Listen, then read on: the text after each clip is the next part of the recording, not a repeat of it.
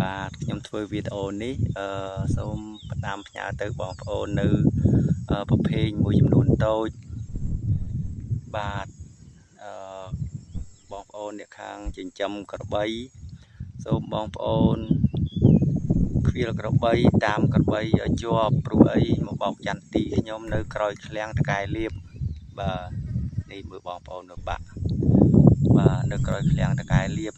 បាទភូមិទំពាំងសកែបាទមកពីថ្ងៃហើយបងប្អូនមកពី3ថ្ងៃហើយក្បីនៅប្រភេទណាសូមបងប្អូនចិញ្ចឹមក្បីនៅប្រភេទជួយខ្វៀលឲ្យតាមជាប់លាប់ផងព្រោះអីចន្ទទីរំដាំធំប៉ុណ្ណឹងយូរឆ្នាំដែរបាទ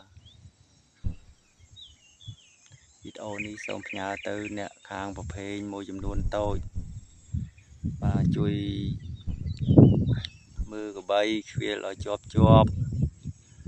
បាទបងប្អូនមើលបោកចន្ទទីនៅឃ្លាំងតកែលៀបនៅក្រោយឃ្លាំងតកែលៀបបាទមើលដើមធំបោកកដល់ទេដើមទូចត្រូវបាក់អញ្ចឹងបាទសូមជួយខ្វៀលក្បីឲ្យតាមជាប់ផងកុំប្រឡែងចោលអញ្ចឹងបងប្អូនខ្ញុំដាំដំណាំក៏ចង់បានបងប្អូនចិញ្ចឹមក្របីក៏ចង់បានដូចគ្នាបាទសូមអរគុណសូមជម្រាបលាហ្នឹងហើយបងប្អូនទាំងអស់គ្នាដូចជាបងប្អូនទាំងអស់គ្នាបានឃើញនិងបានស្ដាប់ហើយបងប្រុសម្នាក់គឺគាត់មានការតំណចំអាយថាបងប្អូនយើងមួយចំនួនគឺគាត់បានចិញ្ចឹមគោចិញ្ចឹមក្របី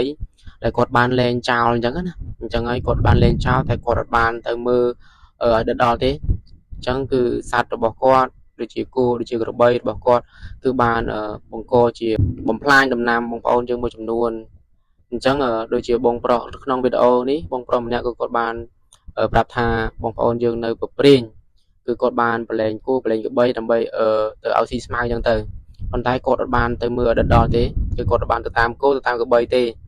អញ្ចឹងគោក្របីរបស់គាត់គឺបានទៅចូលក្នុងដើមចន្ទីទៅបុកចន្ទីអញ្ចឹងទៅគៀដើមចន្ទីរបស់គាត់ធ្វើឲ្យខូចខាតអញ្ចឹងទៅអញ្ចឹងក៏សូមអធិស្ឋានអំពីសំណាក់បងប្អូនដែលមានចិញ្ចឹមគោចិញ្ចឹមក្របីចូលចិត្តប្រឡែងចោលអញ្ចឹងសូមអធិស្ឋានសូមបងប្អូនទាំងអស់គ្នាជួយមើលសត្វចិញ្ចឹមរបស់បងប្អូនឲ្យបានល្អអញ្ចឹងណាកុំឲ្យមានការប៉ះពាល់ផលដំណាំបងប្អូនយើងដែលគាត់បានខិតខំថែរក្សាអញ្ចឹងទៅហើយប្រហែលថ្ងៃមុនខ្ញុំបានក៏ឃើញមានការណែនាំអំពីការចិញ្ចឹមគោចិញ្ចឹមក្របីដែលបងប្អូនលេងអញ្ចឹងណាគឺគេដាក់បំរាមឲ្យបងប្អូនទាំងអស់គ្នាដែលមានគោមានក្របីហ្នឹងគឺជួយ